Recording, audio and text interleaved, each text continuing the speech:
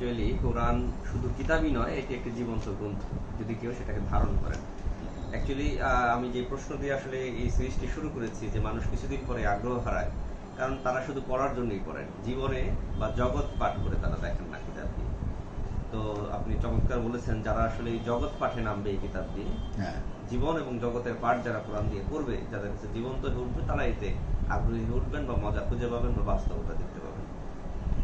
তো আমরা এই পরের প্রশ্নে যেতে চাই। আপনি দীর্ঘদিন ধরে কোরআন চর্চা করছেন এবং আপনি শুরুতেই একটি উপমা দিয়েছেন যে আসলে কোরআন চর্চার পথটা ঠিক মসৃণ নয় এবং এতটাই বন্ধুর যে অনেক রাসূলকে বিতাড়িত হতে হয়েছে, এবং চমৎকার উপমাও দিয়েছেন যে ঈসা আলাইহিস সালামকে শুলে চড়ানো হয়েছে। তো এই যে আসলে টান পূরণ কোরআন পথ চলায় যে আসলে একটা সংগ্রামের কথা কোরআন বলে, এত সংগ্রামের যে বর্ণনা কোরআন দেয়, তো আপনার এই পথ চলায় আপনি এখন পৃথিবীকে কিভাবে দেখছেন, বা কোরআন পড়ার আগে কিভাবে দেখতেন, বা এই পথ চলার পরে, সংগ্রামের পথ চলার পরে দীর্ঘ 30-40 বছরের যে হিসাব আমরা জানি, এরপরে এসে এখন পৃথিবীকে কিভাবে দেখছেন? কোরআন পড়ার আগে আমি বলবো যে আমাদের এই শক্ত, আবারও আমি সেই প্রশ্নকারের প্রথম প্রশ্নটাকে সামনে আনবো, আমাদের এই শক্ত ধর্মীয় পরিমণ্ডলের ভেতর থেকে কোনো দ্রোহ জেগে ওঠা।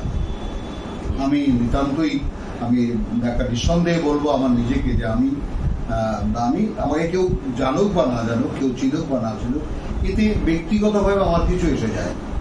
কিন্তু আমি একটা উদাহরণ দিই। যেমন আমরা এই যে কামরাটার মধ্যে বসে আছি, এই কামরাটা যদি মনে করি যে সারা শহরে ব্ল্যাক আউট চলছে, অন্ধকার, কোনো কারণে ব্ল্যাক আউট চলছে, যুদ্ধের কারণে হোক বা এমনিতে লোডশেডিং এর কারণে হোক, আর এই ঘরের মধ্যে কোনো আলো নেই, কিন্তু তাহলে এত বড় একটা কামরার মধ্যে কোনো আলো যদি না থাকে, কেউ একজন খস করে একটা দেশলাইয়ের কাঠি জ্বালাবে, এবং সেই দেশলাইয়ের কাঠিটা পুরো ঘরটাকে কিন্তু আলোকিত করতে পারবে, বা ঘরের কোনো একটা কোণাকেও আলোকিত করতে পারবে, কিন্তু যেটা পারবে সেটা হলো অন্ধকারকে চ্যালেঞ্জ করতে পারবে, তাই না? অন্ধকারকে ফাটিয়ে দিতে পারবে, দীর্ণ করে দিতে পারবে। তো আমরা আমার এই স্বপ্ন যেটা নিয়ে আসছিলাম, যে আমরা যে স্বপ্ন দেখে আমি শুরু করেছিলাম এই কোরআন পড়া, যে কোরআনের আর একটা আমার অভিজ্ঞতা থেকেই বলছি যে একটা স্বপ্ন, যেমন ওই যে ইন্টেলেকচুয়াল প্রেজেন্টেশন, তাই না, যে কোরআনের ধর্মীয় যাকে বলে যে প্রেজেন্ট আছে, কোরআনের ধর্মীয় প্রেজেন্টেশন আছে, অর্থাৎ কোরআনের তেলাওয়াত আছে, সুমধুর সুরে কে কত সুন্দর করে তেলাওয়াত করতে পারো, কে কত শুদ্ধ করে আরবি উচ্চারণ করতে পারো, এবং এই শুদ্ধের একটা রীতিমতো বিজ্ঞান তৈরি হয়েছে শুদ্ধ কোরআন তেলাওয়াত। তারপরে হাফিজি আছে, যে মানব শিশু মুখস্থ করে ফেললে 70 যুগ নিয়ে জান্নাতে চলে যাবে, এরকম কথাও প্রচলিত আছে। তো এই যে বিষয়গুলো, অর্থাৎ কোরআন চর্চা এমন ভাবে এত সুন্দরভাবে সাজানো, যেটা মানুষের আবেগকে, অনুভূতিকে নাড়া দেয় বটে, বোধে কিছু আসে না। এবং এই জায়গাটা এতটাই কঠিন ভাবে ধর্মীয় সমাজ দাঁড়িয়ে আছে যে কিছুতেই যেন মানুষ কোরআনের বোধের কাছে না পৌঁছাতে পারে। এবং এটা আমরা বলতেই পারি, কোরআন যারা আমরা পড়ি, এটা ইবলিসের কাজ। এটা স্বয়ং আল্লাহ আমাদেরকে বলে দিয়েছেন যে কিছুতেই তুমি, এবং যে কারণে কোরআন যখন পড়বে তোমরা, ফাস্তাইজ বিল্লাহি মিনাশ শাইতানির রাজিম, তাহলে আমরা এটা পরিষ্কার দেখতে পাই, যখনই তোমরা ওয়াইদা করি আর কোরআন, ফাস্তাইজ বিল্লাহ, আল্লাহর আশ্রয় দিয়ে গিয়ে নাও, বা আল্লাহর আশ্রয় চাও আল্লাহর কাছে, তাই না? এবং আমরা মিনাশ শাইতানির রাজিম, অর্থাৎ অভিশপ্ত শয়তান বা বিতাড়িত শয়তান থেকে আল্লাহর আশ্রয় এসে না, তাই না? আবার একটা যেটা আমরা পড়ি যে রব্বি আউযু বিকা মিন হামাযাতিশ শায়াতিন ওয়া আউযু বিকা রাব্বি আন ইয়াহদুরুন। আবার শয়তানের যত উস্কানি আছে, শয়তানগুলোর যত উস্কানি আছে, সব থেকে আমি তোমার আশ্রয় চাই, এবং তারা যেন আমার ধারে কাছে না আসে। কখন? যখন আমি কোরআন পড়ি। তাহলে অদৃশ্য জগতেই ইউমিনুনা বিল গায়ব, আল্লাহকে বিশ্বাস করবো, তিনি অদৃশ্য, সে অবস্থা তাকে বিশ্বাস করতে হবে। আমরা শয়তানকেও বিশ্বাস করতে হবে। এই কারণে বিশ্বাস করতে হবে যে সে আদা জল খেয়ে আমাদের শত্রুতায় লেগে আছে, এমন এক অস্তিত্ব যে বুদ্ধি জ্ঞানে আমাদের সমস্যা, বরং বলা যায় যে তীক্ষ্ণতায় আমাদের চাইতেও সে স্মার্ট, প্রখর এবং প্রখর। সে অহর্নিশি আমাদের শত্রুতায় লেগে আছে, আর আমরা বেমালুম তার ব্যাপারে জানি। তো কোরআনের প্রতি যে আগ্রহী হয়ে উঠবে, এবং এই আগ্রহী হয়ে ওঠার জন্য হাজারো মানুষের কাছে আমি এমন অভিজ্ঞতা আছে আমার, যে হাজার হাজার মানুষ, কারণ যেহেতু বিনা পয়সার হুজুর, কোনো পয়সা নেই না, কিছু খাই না কারো বাড়িতে, তো খুব আগ্রহী হয়ে বিভিন্ন জায়গা থেকে আমাকে নিতে আসতো। এবং আমিও প্রায় বহু বছর, 4-5 বছর পর্যন্ত মানে এইভাবে বড় বড় মাহফিলে কোরআন পড়ে শুনিয়েছি। অর্থাৎ আমার স্বপ্ন তখন এইভাবে পূরণ হয়েছে যে আল্লাহ এটা বলেছেন তার ওয়াজ, আল্লাহ বলেছেন এটা তার ওয়াজ। তো আমি তার ওয়াজ মানুষকে শুধু বাংলায় শুনিয়েছি, এবং দেখেছি যে এটার মধ্যে কোনো মানে গড়মিল নেই, কোনো অসামঞ্জস্য নেই। এবং আমাদের যে হুজুররা এত রস কষ দিয়ে, এত রকমের আয়োজন উপাদান দিয়ে 12 ভাজা তৈরি করে মানুষকে খাওয়ান ওয়াজের মাহফিলে, এর কোনো প্রয়োজন নেই। মানে মানুষের মধ্যে কেমন একটা প্রকৃতিগত ভাবেই এমন একটা আগ্রহ দেখেছি আমি, যে সাধারণ মানুষ এই কোরআনের কথা শুনতে চায়। তাহলে মানে এই পৃথিবীকে কি চোখে দেখতাম? পৃথিবীকে দেখতাম আমার মতো যুবক, আমার মতো কিশোর, যেইভাবে গান বাজনা, খেলাধুলা, নাটক, নভেল, ঠিক যেইভাবে তারা নিয়েছে আমিও তাদের দলের সাথে মিশে গিয়েছি। সবকিছু ভালোবাসতাম, সবকিছু করতাম, কিন্তু একটা ব্যতিক্রম, এটা আমি মানে শেয়ার না করেই পারছি না, আমি কোথাও দাঁড়াতে পারিনি। গানের জগতে, অভিনয়ের জগতে, এই জগতে, সেই জগতে, মানে আমরা যখন কিশোর, আজকে থেকে তো সেই প্রায় 50 বছর আগের কথা, আমরা যখন মানে যৌবনে পদার্পণ করেছি, তো সে সময়ের এই বাংলাদেশের প্রেক্ষাপট ছিল অন্যরকম।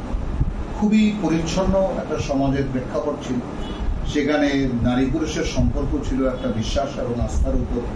সেখানে কুৎসিত মানে যাকে বলে যে নারী পুরুষের যে সঙ্গ চর্চা, সেগুলো খুব রেয়ার, দুর্ঘটনা হিসেবে সমাজে সেটা ছিল। তো আমরা পাড়ার মেয়েরা, পাড়ার ভাইয়েরা আমরা একসাথে মিলে গান বাজনা করতাম, মানে তার মধ্যে অন্য কিছু আমরা দেখতে পাই। তো তার মধ্যেই ছিলাম। কিন্তু বলতে গেলে এই যে আমি নিজেকে একটু গোপন করছি না, খুলেই বলছি, যেন সবাই, আজকে যারা সিনেমা দেখে, আজকে যারা নাটক দেখে, আজকে যারা গান বাজনার মধ্যে অভ্যস্ত, তাদের জন্য এই দুয়ার খোলা। এমন নয় যে কোনো একটা কিছুর ভিতরে ঢুকে গেলে সেখান থেকে সে আসতে পারবে। অর্থাৎ প্রশ্নটা হলো তার ভিতরে কৌতূহলটা আছে কিনা, যে সে তার নিজেকে জানতে চায়।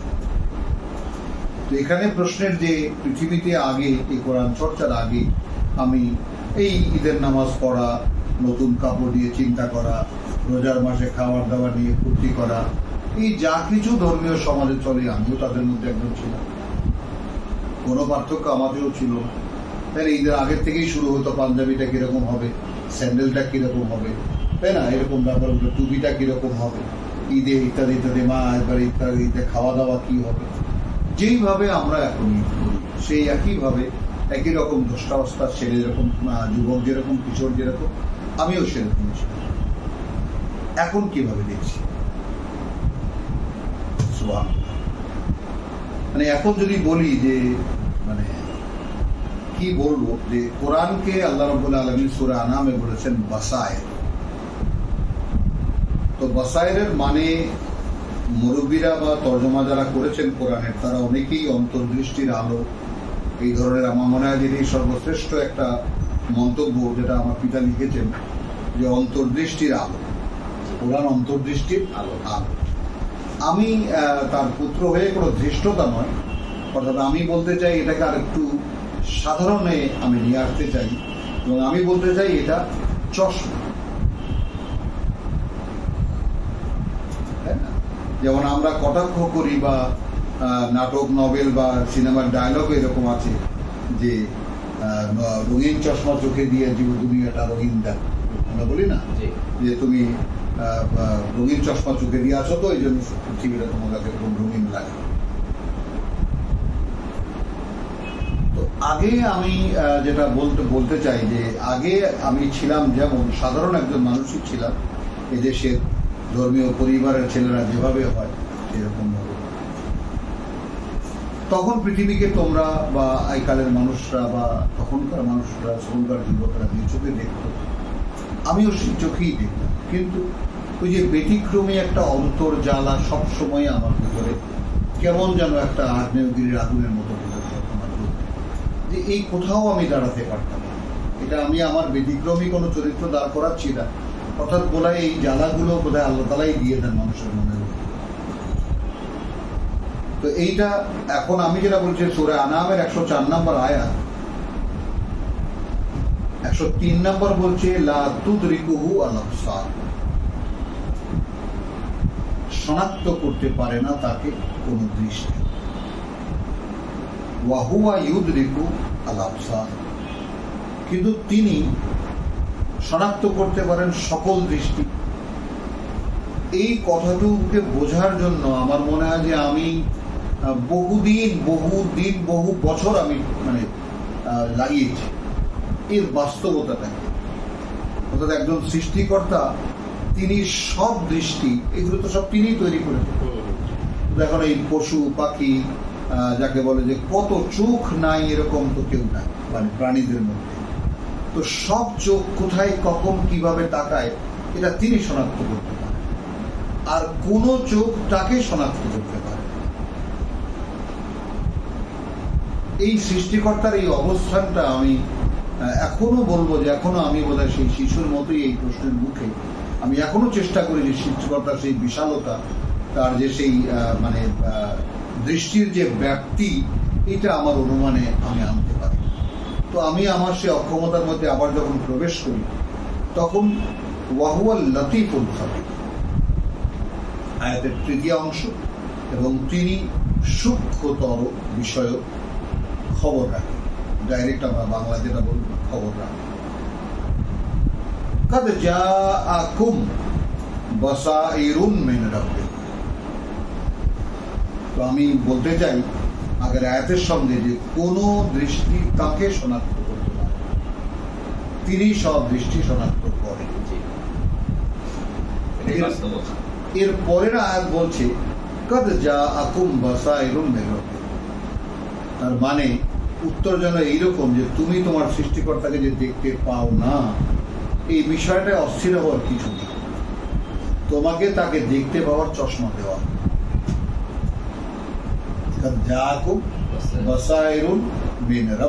স্বয়ং তোমাদের সৃষ্টিকর্তা প্রতিপালক থেকে তাকে দেখার দৃষ্টি বা সহায় বা চশমা তোমার জন্য এলো। ফমান আবসারা ফালে নাফসি।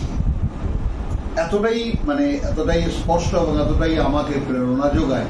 এখন সে এই চশমা দিয়ে তার সৃষ্টিকর্তাকে দেখলো, যে এই চশমা দিয়ে তার সৃষ্টিকর্তাকে দেখলো, তাই না, সে দেখলো তার নিজের জন্য। আর যে অন্ধ থেকে গেল তার দায়িত্ব তার উপর।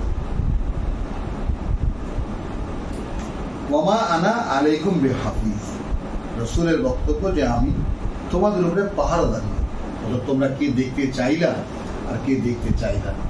তো আমি এই কথাটুকুকে আমি আমার এই প্রশ্নের দ্বিতীয় অংশের সঙ্গে যোগ করতে চাই যে এখন কিভাবে দেখছে।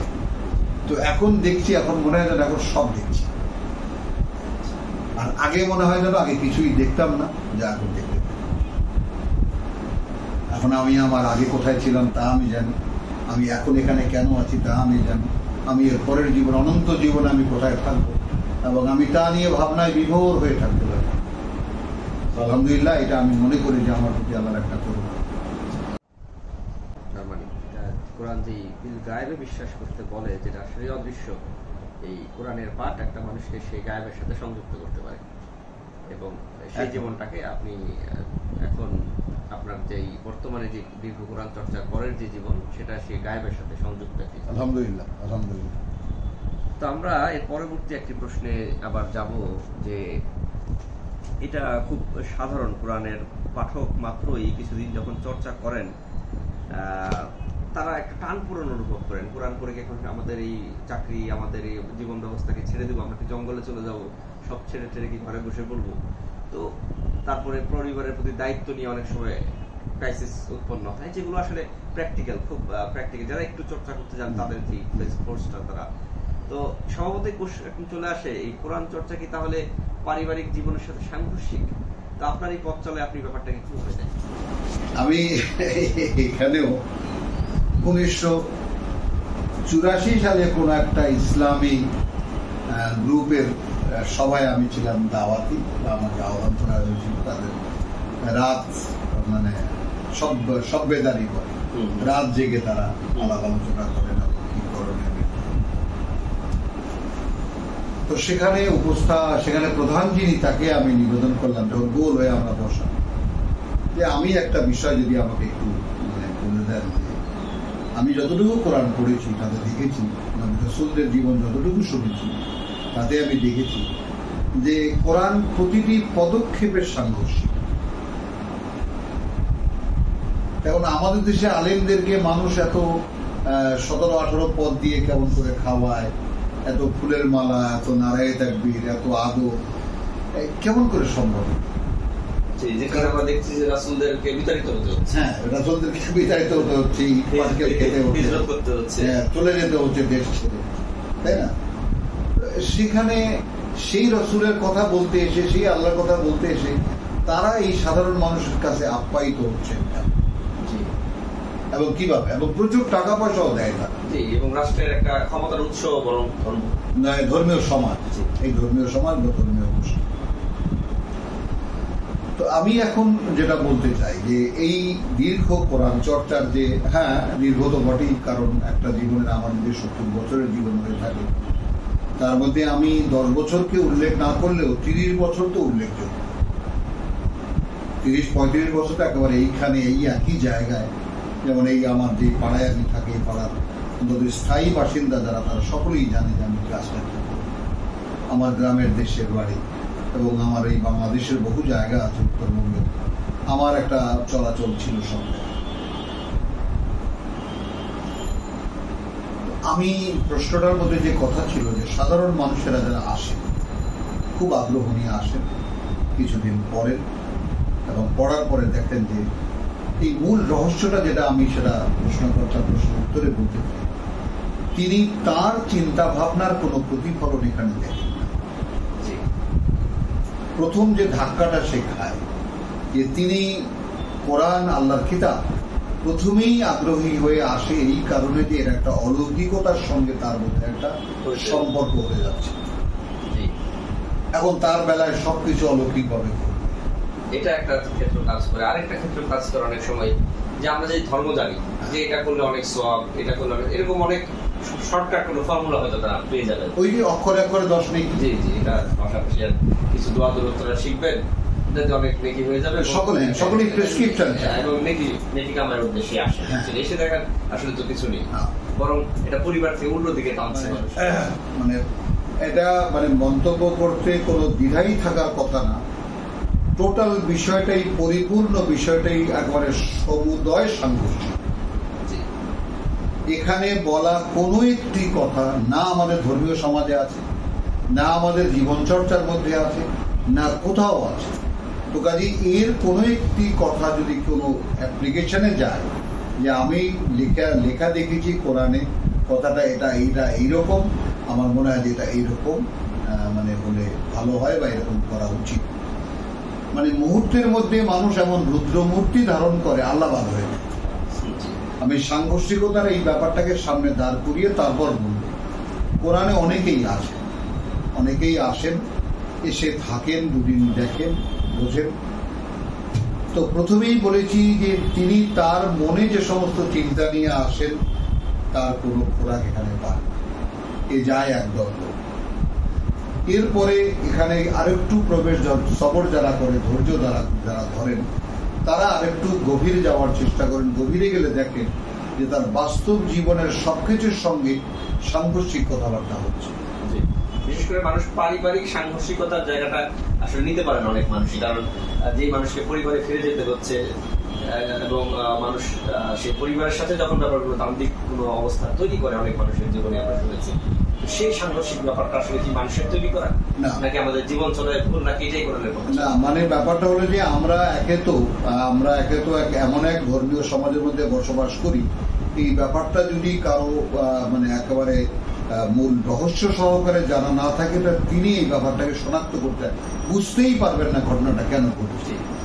অর্থাৎ আমাদের চিন্তা বিশ্বাসের ক্ষেত্রে আমরা মানে দীর্ঘ এই 1500 বছর পর্যন্ত কোরআনহীন একটি চর্চার মাধ্যমে আমরা এসেছি।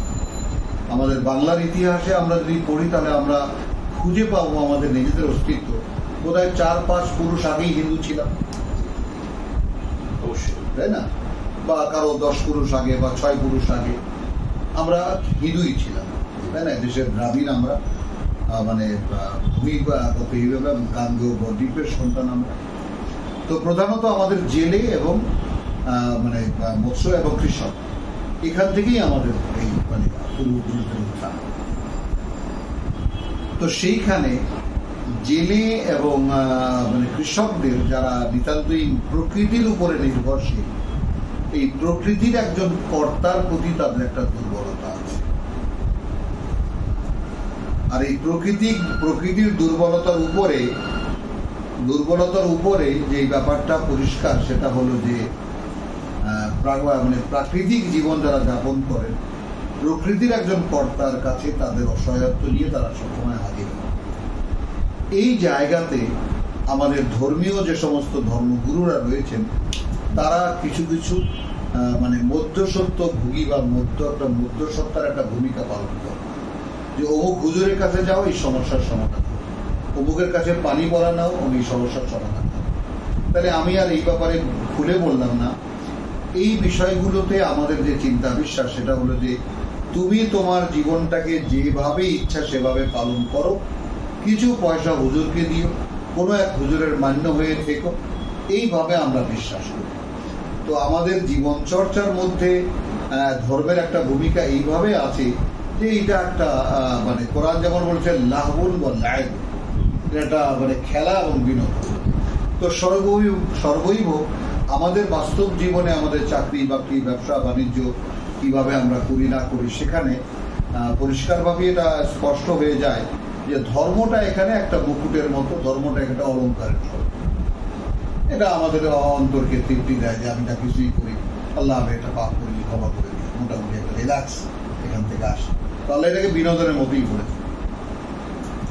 তাহলে মানে যেই জিনিসটা যে এই যে মানুষেরা থাকতে পারেন না, আরেকটু গভীরে যখন যান তখন দেখে যে গোটা বিষয়টা তার ব্যক্তিগত জীবনের সঙ্গে সাদৃশ্য। আমি এখান থেকে শুরু করি আগে। তো সে একটা দ্বিধাদ্বন্দ্বকে অতিক্রম করে তারপরেও আল্লাহর ভয়, তারপরেও কোরআন, এই লোভে হয়তো আরেকটু আগায়। আরেকটু গেলে যখন সে তার স্ত্রীর সঙ্গে শেয়ার করে, দেখে যে এটা কোনোভাবেই তার মধ্যে ইনসার্ট করা যাবে না। এবং এই দুজনার কথা যখন বাপ মায়ের পরিমণ্ডলে যখন প্রকাশিত হয়, তখন ব্যাপারটা একটা বাস্ট আউট করে, যে নতুন এক এত মানুষ কেউ বুঝলো না, এই নতুন এক তত্ত্ব নিয়ে আসছে, এই বুঝা বেলেছে সব ইত্যাদি, এই ধরনের নানান ধরনের কুৎসা। এবং এই ব্যাপারগুলো শুধু লেখা আছে কোরআনে, যে কোনোদিনই কোনো কালে আল্লাহর বার্তা নিয়ে যারাই এসেছেন, আল্লাহ তাআলা ক্যাটাগরিক্যালি এটা বলে দিয়েছেন যে এমন কোন নবী রাসূল আসেনি যাদেরকে নিয়ে উপহাস করা হয়। তো আমি উপহাস্য হব, আমি উপহাসের পাত্র হব, আমি সাংঘর্ষিক একটি অবস্থানে চলে যাব। এখন আমি যাব কেন? আমি যাব এই কারণে যে আমি পরকালটা দেখতে পেয়েছি, এখানে আমি বিস্তারিত পড়ে আমি জেনেছি যে আমার অনন্তকালের একটা জীবন আমার আছে, এবং সেখানে এবং তার বীজ এখানেই। আমি যদি সেখানকার জন্য আয়োজন করতে পারি, তাহলে এই জীবনটা শেষ হয়ে গেলে আমি অনন্ত জীবনে প্রবেশ করব। এই বিষয়টা যার কাছে স্পষ্ট নয়, তিনি এখানে কিছুতেই থাকতে পারবেন না। তিনি এই জাগতিক সাংঘর্ষিক অবস্থানগুলো যখন দেখবেন, তখন তিনি আপনা থেকেই চলে যাবেন, পিছিয়ে যাবেন। এই জায়গাটায় অদৃশ্য জগতের যে কাজটা, সেটা একটু আনা দরকার। অর্থাৎ আল্লাহ রসুলকে বলেছেন যে তুমি দেখবে তোমার দিকে খুব মনোযোগ দিয়ে শুনছে, কিন্তু আমরা তোমার আর তার মধ্যে একটা অদৃশ্য পর্দা ঝুলিয়ে দিই যাতে সে কিছু বুঝতে না পারে, তাই না? কানের মধ্যে একটা বধিরতা দিয়ে দিই এবং অন্তরে একটা ঢাকনা দিয়ে দিই। তো বিষয়টা কি তাহলে? বিষয়টা হলো যে আমি যদি এই কিতাবের দাতা যিনি, স্বয়ং সৃষ্টিকর্তা যিনি, তার কাছে যদি অন্তরটাকে মেলে ধরতে না পারি যে প্রভু এটাই আমি চাই, এবং যেই পারাটা আমার মনে হয় জগতে খুব কম মানুষের পক্ষে সম্ভব, যে আমি আমার একেবারে মনোদৈহিক ভাবে বা একদম অন্তরাত্মা সহকারে স্বয়ং সৃষ্টিকর্তার সামনে দাঁড়ানো। এখানে একটা কথা একটু বলি যে আমি আমার আমেরিকান একজন আত্মীয় আছে, তাকে সেও মাঝে মাঝে আমার সাথে একটু বসে, তো তাকে আমি যখন বললাম যে বিশ্বাসের সূচনাই হয় এখান থেকে যে আমাকে একজন সৃষ্টিকর্তা সৃষ্টি করেছে। তো আমি এই প্রশ্নের সময় আমি প্রশ্নকর্তাকেই বলবো কথাটা যে এটাও পর্যবেক্ষণে আনা দরকার যে মানে আসলে কারা আমার একজন সৃষ্টিকর্তা আমাকে সৃষ্টি করেছেন, তাহলে তার উপরে আমি কতটা বিশ্বাস করি, তার ব্যাপারে কতটা মানে আস্থাশীল, এবং তিনি একটা পাঠ্য আমাকে দিয়েছেন, এই বিষয়গুলোর যারা মেলাতে পারেন না তারা কদিন পরে নেহায়েত কৌতূহল নিয়ে আসেন, এসে দেখেন যে তাদের মনের খোরাক এখানে পাওয়া যায় না, এবং বর্তমান যে জীবন তারা যাপন করেন তার সঙ্গে সর্বৈব সাংঘর্ষিক, কোথাও মেলানো যায় না। পরে তারা ইস্তেফা দিয়ে আবার তাদের আগের মতো জীবনে মিশে। এই আমার মনে হয় যে একটু এলোমেলো হয়ে গেছে, তারপরে পরে আবার ইনশাল্লাহ গুছিয়ে বলা যাবে। তো আমি একটু আসলে এই লাইনে একটু আগে এগোতে চাই যে তাহলে এই সাংঘর্ষিক যদি আমরা একটু দেখি যে পারিবারিক অবস্থা এবং কোরআনের যে জীবন মানুষকে ডাকছে, বা বেশিরভাগ মানুষই একটা সাংঘর্ষিক দান্দিকতার মধ্যে পড়েন, তাহলে কি এই পারিবারিক জীবনে মানুষ প্রবেশ করবে না?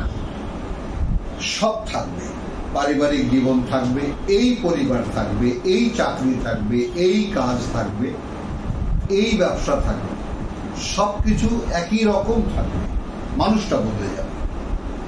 এখন যদি বলি, যেমন আমি মাস গেল চাকরি করি, আমি বেতন পেলাম একটা খামের মধ্যে, মনে করি এখন তো ব্যাংকে যায়, একটা খামের মধ্যে বেতন।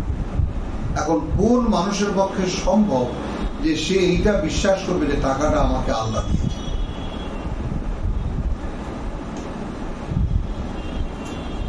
মানে বিষয়টার যে মানে গভীরতা এবং দুর্গতম জায়গা, মানে যেখান থেকে উত্তরণ না ঘটলে মানে বিষয়টা কিরকম, যেমন আমি তুলনা করি এইভাবে যে একটা ছেলে সাইকেল চালাতে জানে,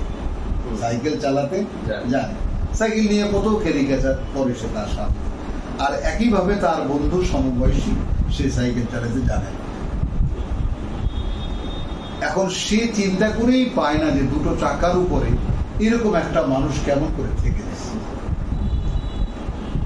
আর যে সাইকেল চালাতে জানে তার কাছে মনে হয় যে এই বেটা আমাকে একটু চেষ্টা করলেই যেটা পারা যায়। তা আমি এই কোরআনের চর্চার মধ্যে সাইকেল চালাতে জানা আর না জানার মধ্যে পার্থক্যটা আমি একেবারে চোখে আঙুল দিয়ে দেখাতে চাই যে আপনারা যারা সাইকেল চালাতে জানেন তারা খুঁজে দেখুন যে আপনি যখন সাইকেল চালাতে জানতেন না তখন আপনার মানসিক অবস্থাটা। তো আমি বললাম যে টাকাটা হাতে নিয়ে ভাবতে পারা যে এই টাকাটা আল্লাহ দিয়েছে, এবং আমি একটু আগে বলেছি যে বিশ্বাসের সূচনাই হয় এখান থেকে যে আমাকে কোন একজন সৃষ্টিকর্তা সৃষ্টি করেছে। এইটা যদি আপনি মনের মধ্যে বসাতে পারেন, এই একান্তই এটা নিজের ব্যাপার। মানে আপনি যদি নিজে আপনার অবস্থান থেকে না সরেন, সমস্ত পৃথিবীর মানুষ চেষ্টা করলে আপনাকে অবস্থান থেকে সরাতে পারবে। তাহলে নিজের অবস্থানটা কি, যে আমাকে একজন সৃষ্টিকর্তা সৃষ্টি করেছে এবং আমার সর্বৈব ভালো তিনিই চাইতে পারেন, আর কেউ।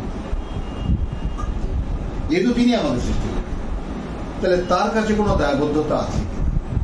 এবার এগুলো কিন্তু কিতাব পড়ার প্রি কন্ডিশন।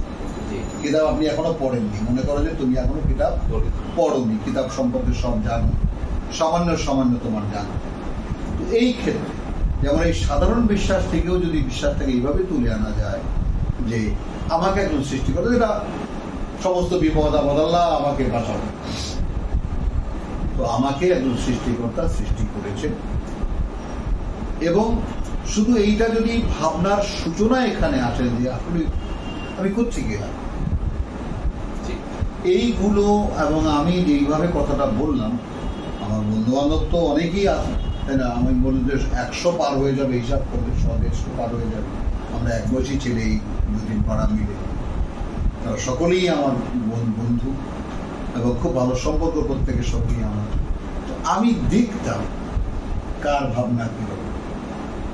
আল্লাহ আছে, একজন আছে, মানে ওই যে আল্লাহ একজন আছে, তিনি আমাকে সৃষ্টি করেছেন। তার সৃষ্টিকর্মের সঙ্গে তার সাথে আমার যে একটা সম্পর্ক, তাই না? সৃষ্টিকর্তা হিসেবে তার সাথে আমার যে একটা সম্পর্ক আছে, এই বিষয়টার বোধ আমি কারোর মধ্যে দেখি।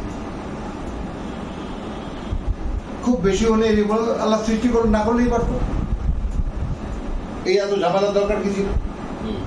অধিকাংশ লোকই এই কথাটা বলে মানি, এই যে আমার নামাজ পড়ে না, আল্লাহকে মানি। অর্থাৎ যতটুকু আমি পারি অতটুকু আমি মানি। সংঘর্ষের প্রশ্নটা এইখানে যে আমরা প্রচলিত যে ধারা যেটা চলে, সমাজ যার উপরে চলে, যে শ্রুতির ভেসে চলে, কোরআনও সাক্ষী দেয়, ইন্নাল ইনসানা লাফি খুসর, তাই না? এই খুসরিন মানে খেসার, অর্থাৎ একটা মানুষের জীবন যেটা কোরআন পরিচয় দেয় যে আল্লাহর খেলাফতের জন্য তৈরি করা, স্বয়ং সৃষ্টিকর্তা খেলাফত, অর্থাৎ ইংরেজিতে বললে রিপ্রেজেন্টেটিভ, অর্থাৎ স্বয়ং সৃষ্টিকর্তা যে উপাদানগুলো তৈরি করেছেন, সেই উপাদানগুলো দিয়ে আবার নতুন করে নতুন কিছু বানানো। যেমন এই মোবাইল ফোন আল্লাহ বানাননি, আমরা বানিয়েছি, মানুষ বানিয়েছি। এরকম বিস্ময়কর বহু সৃষ্টি মানুষও করেছে। তো মানুষ আল্লাহর মানে প্রতিনিধিত্ব করছে, তাকালেই দেখতে পায়, কিন্তু যেহেতু দৃষ্টি নাই, তার জানা নেই যে সে আসলে কিভাবে কি করছে, এই জন্য সে বুঝতে পারে না। আমি আবিষ্কার করেছি, অমুকে আবিষ্কার করেছে, তমুকে আবিষ্কার করছে। সাংঘর্ষিকতার কথাটা এই জায়গাটায়, যে আমরা স্কুলে, কলেজে, মাদ্রাসায়, মসজিদে, ওয়াজ নসিহতে, মুরব্বীদের কাছ থেকে, অর্থাৎ শিক্ষা বা যাকে বলে যে জ্ঞান অর্জনের যতগুলো মাধ্যমকে আমরা শনাক্ত করতে পারি, কোনো জায়গায় কোরআন নেই।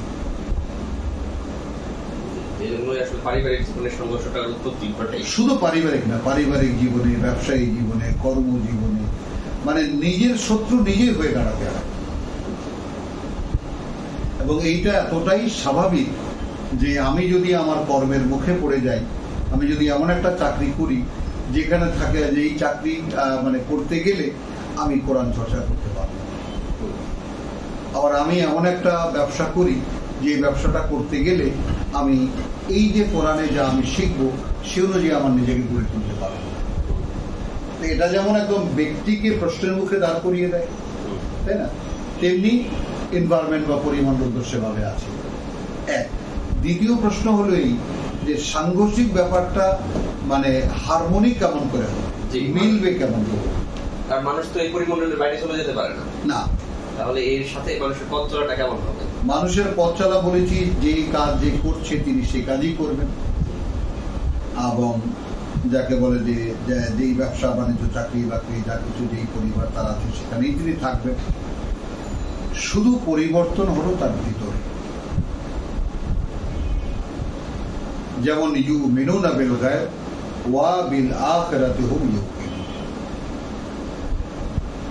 মানে এই দুটোকে যদি আমি হাওড়া ব্রিজের সেই দুই পিলারের উপরে দাঁড়ানো একটা ব্রিজের মতো মনে করি, তাহলে বিশ্বাস করি আল্লাহকে এবং বিশ্বাস করি পরকাল।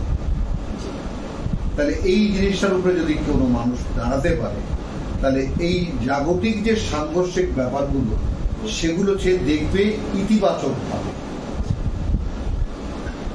যে আমি যেহেতু পরকালের জীবনকে বিশ্বাসে এনেছি, তাহলে আমার জীবনের কাজগুলো যা কিছুই হবে পরকালে তার লেনদেনের ব্যাপারে হিসাবটা চলে আসে, যে আমি এই কাজটা এখানে করছি, এখানে করাতে শুধুই কি এখানে ডাল চালের ব্যবস্থা করছি, না আমি কি পরকালের জন্য এটা কোনো ব্যবস্থা করছি, মানে কর্মটা পরকালে ফলাফল নির্ভর কিনা, তাই না? তাহলে একজন পরকাল বিশ্বাসী মানুষ যে রূপরেখা, যে জীবন রেখা, যে জীবন পথ, যে জীবন নীতি কোরআন পরিষ্কার করে দিয়েছে, সেটা এই যে তোমার জীবনের প্রত্যেকটি কাজ হবে পরকালে প্রাপ্তির জন্য। এইবার যেমন আমি যদি, আপনি ডাক্তার সাহেব, আপনাকে জিজ্ঞেস করি যে ডাক্তার সাহেব হঠাৎ করে দেখা গেল যে এক জায়গায় আপনার একটা প্রয়োজন দেখা গিয়েছে, এখন আপনি যদি সরকারি কর্মচারী হন বা আপনি যদি যে কোনো বড় হাসপাতালের বা কোনো কোম্পানির কর্মকর্তা হন, তাহলে কোম্পানি আপনাকে বলবে যে ডাক্তার সাহেব আপনি এখন অমুক জায়গায় যান। অমুক জায়গায় যে যাবেন, সেই গেলে সেখানকার যে যাবতীয় যাতায়াত খরচা, ওখানে আপনার থাকা খাওয়ার ব্যবস্থা সবকিছু তো কোম্পানি করবে। এখন আমি যদি জানি যে আমাকে এই জীবনে এখনকার যে জীবনে আছি, এই জীবনে পরীক্ষার জন্য পাঠানো, এবং যেখানে কোরআন গ্যারান্টি দিচ্ছে যে তোমার যাবতীয় প্রয়োজন এখানে দেওয়া আছে, ইউ উইল গেট ইট, তুমি এটা পাবো। এবং ওই জায়গাটায় আমরা কিছুতেই তো বিশ্বাস আনতে পারি না, কারণ আমাদের পরিমণ্ডল, আমাদের যে চিন্তার যে স্রোত, আমাদের বাবা মা, আমাদের শিক্ষক যারা আছেন, আমাদের সমাজ একদম পরম্পরাগতভাবে এই বিশ্বাস, তুমি যুবক হয়েছো কিছু একটা করে খাও, নিজের পায়ে নিজে দাঁড়াও, বিয়ে করো, সংসার করো, ইত্যাদি ইত্যাদি। এই একটা প্যাটার্ন দাঁড়িয়ে গেছে, যে প্যাটার্নটা আমাদের অস্তিত্বের সঙ্গে মিশে গেছে। এখন কোরআনে আসতে হলে ওই প্যাটার্নটাকেই ভাঙতে হয় এইভাবে যে আমি যে প্রচলিত জীবন দেখছি, এই জীবনটা কোরআন বলেছে মিথ্যা।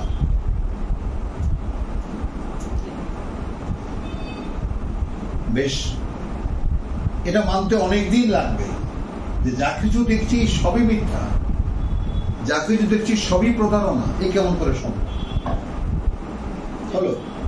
তাহলে এইটা আচ্ছা ঠিক আছে, আমি ধৈর্য ধরে থাকলাম, যেমন এটা তো আমরা জানি যে সেগুলো তুমি অলংকার দিয়ে বলবা।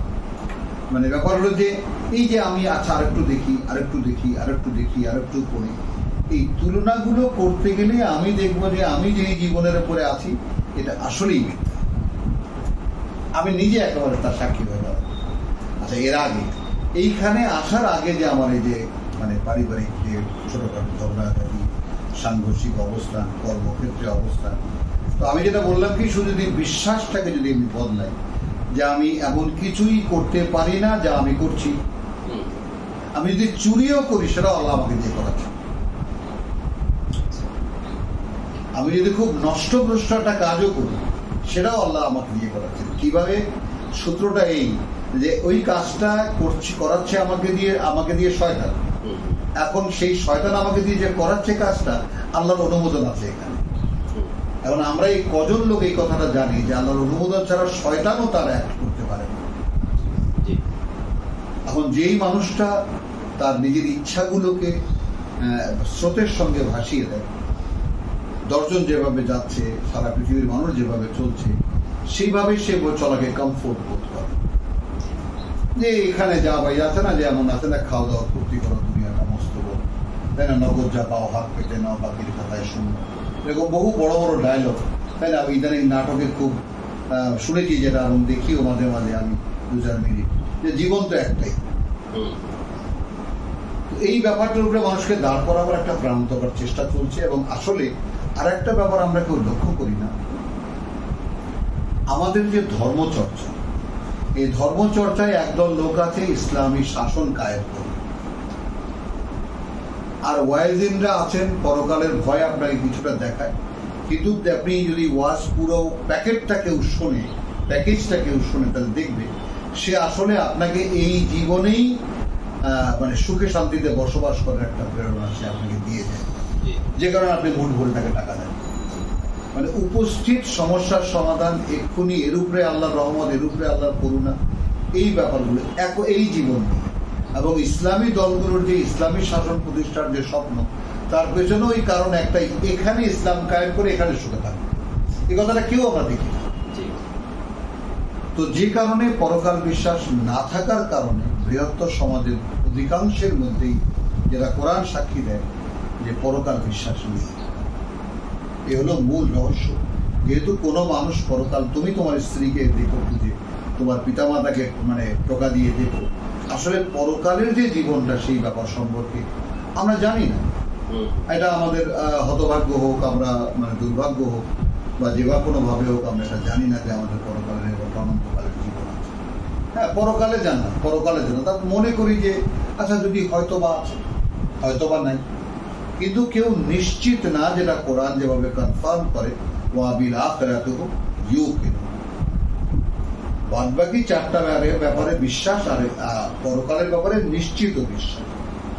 তো এইটা যার নেই, সে কি হবে, তার এই জীবনের যে কোনো কাজের সঙ্গে, যে কোনো রিলেশনের সঙ্গে, যে কোনো সম্পর্কের সঙ্গে তার চিন্তাকে সাংঘর্ষিক হবে। আর যদি সে পরকালের ব্যাপারে নিশ্চিত হতে পারে নিজ সত্তায়, তাহলে এই সংঘর্ষটা যেমন রেল লাইন চলে, বলতে চাই এই প্রশ্নের প্রেক্ষিতে যে আমাদের এই জীবনে কোরআন চর্চা বা কোরআন থেকে যা পাই তাকে নিয়ে যদি নিজের জীবনে ধারণ করতে চাই এবং একে অ্যাপ্লাই করতে চাই পারিবারিক জীবনে, তাহলে প্রত্যেকটা মুহূর্তে, প্রত্যেকটা ঘাটে ঘাটে সংঘর্ষ এই জন্য বাড়ে, যেমন যেটা জীবনের বাস্তব। তাহলে আমি এটাকে এখন, এটাকে কেউ ইতিবাচক নেবে, কেউ নেতিবাচক নেবে। তো ইতিবাচক তারাই নেবে যে আমি জানি এরকম সংঘর্ষ হবে, পথটা যার জানা। আর যে পথটা সম্পর্কে অন্ধকার আছে সে অসহায় হয়ে অসুখের মধ্যে পড়ে যাবে এবং হাত পা ছেড়ে দেবে, থাক বাবা, আমার এই নগরটাই যা পাই এই আমি সন্তুষ্ট। সেই ধৈর্য ধারণ এবং আল্লাহর উপর আস্থা রেখে আসলে পথ চলা, কারণ এই পথ ছাড়ারও কোনো উপায় নেই, কারণ এই পথ ছাড়ার পরিণাম হচ্ছে অ্যাকচুয়ালি জাহান্নামের পতন।